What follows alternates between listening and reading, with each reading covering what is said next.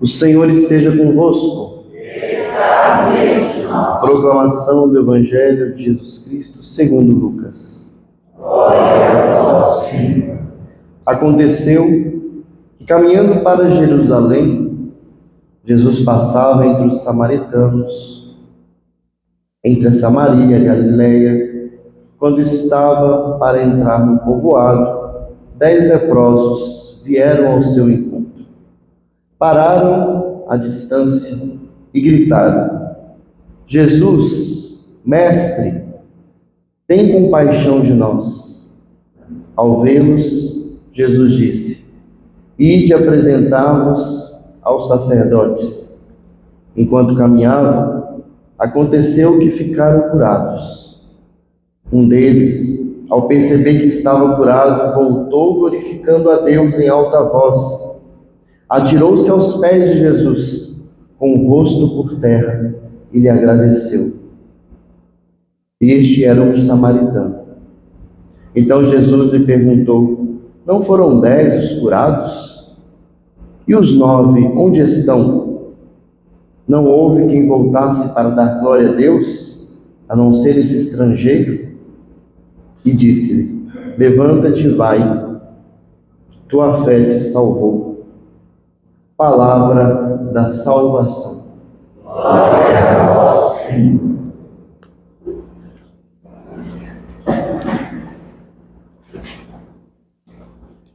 Jesus estava caminhando para Jerusalém e alguns leprosos gritam Jesus de longe, porque segundo a lei, um leproso não podia chegar perto de ninguém. Se ele descumprisse essa lei, poderia ser apedrejado. Por isso, de longe mesmo, eles gritam. E de longe, Jesus já realiza a cura e diz: vão se apresentar ao sacerdote, porque também fazia parte da lei. Quando alguém era curado de lepra, precisava passar por uma supervisão. Era o sacerdote que dava a ele o aval, o direito de retornar para o convívio social. Porque o sacerdote ele tinha um poder também temporal, político. Todos foram curados, mas só um voltou para glorificar, para agradecer, para colocar o rosto por terra. Essa é a realidade. Porque muitos pedem milagres, muitos correm atrás de Deus pedindo milagres, e poucos pedem a santidade. Muitos querem o consolo do Espírito Santo, mas quantos querem ser consoladores dos que sofrem? Muitos querem seguir Jesus na glória do Monte Tabor, o Cristo transfigurado. Quase ninguém tem coragem de o acompanhar no Calvário. Querem seguir Jesus? Lucas 9, 57, 58, alguém gritou: Senhor, te seguirei onde fores. A gente não canta? Te seguirei, eu irei aonde fores, Senhor. A gente não canta, é bonito, né? Mas aí Jesus disse para nós: o Filho do Homem não tem as tocas.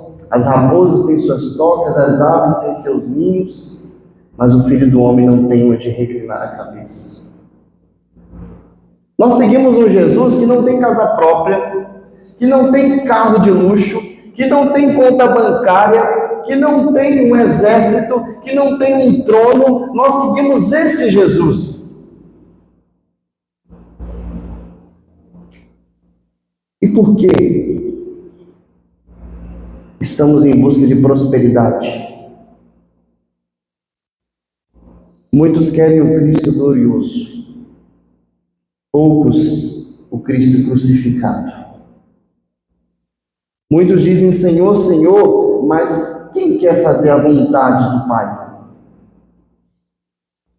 Muitos desejam sentir Deus, poucos desejam ser fiéis a Deus quando Ele se cala. E aí eu quero parar nesse ponto. Porque veja, o povo de Deus estava escravo no Egito. E quando Deus se revela para libertar o povo da escravidão, muitos sinais acontecem. Os sinais são abundantes, são as pragas do Egito, são milagres, são muitas coisas que acontecem ali. É uma coluna de fogo, uma coluna de fumaça, o mar se abre, é uma manifestação constante de Deus. Mas quando eles entram no deserto, Deus se cala. Por que Deus se cala? Porque eles foram libertos do local da escravidão, do Egito, mas a escravidão continua dentro deles. Quando as pessoas passam lá por um processo de conversão, num retiro, num acampamento, e aí elas dizem, eu me sinto livre, glória a Deus, e aí depois de um tempo, parece que Deus se cala, Ele não fala. E aí as pessoas, elas têm o mesmo comportamento daqueles que estavam no deserto. Lá no Egito nós tínhamos cebolas, nós tínhamos panelões de carne, nós tínhamos, tá vendo? Eles saíram da escravidão, mas a escravidão estava dentro deles. Deus se cala. Então quando você estiver passando por um momento de aridez, quando você não ouve Deus, quando você não sente, quando você vê às vezes a pessoa do seu lado chorando, emocionada, e você não sente nada, você está no deserto, e estar no deserto é sinal de crescimento espiritual. Deus está te purificando da escravidão. Porque o diabo nos escraviza pelas paixões, pelo prazer, pelo desejo. Deus nos leva para o deserto para sermos provados, para sermos tentados. Como o Filho de Deus passou pela tentação e pela prova. Quem sou eu e você para não ser? E aí eu deixo a pergunta. Você quer estar entre os muitos que buscam milagres, ou entre os poucos que vão até o Calvário? Você quer estar entre os muitos que buscam prosperidade, ou entre os poucos que têm a sua esperança na ressurreição? Que o Senhor nos incomode e nos leve à verdadeira maturidade do seguimento, para que, de forma madura, nós possamos cantar essa música, não no oba-oba, eu seguirei aonde fores, tá bom. Primeira crise financeira, primeiro deserto, primeira traição, primeira dificuldade, corre de volta para as cebolas do Egito. Amém.